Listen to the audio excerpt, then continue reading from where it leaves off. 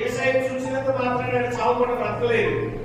కాకపోతే యేసును చూచాననే ఒక నిరీక్షణ దాంతో మరణించాడు. చావు ఎప్పుడైనా వస్తుంది, నరక శిక్ష చావును ఎప్పుడైనా నీకు ఎదుర్కోవాల్సిందే.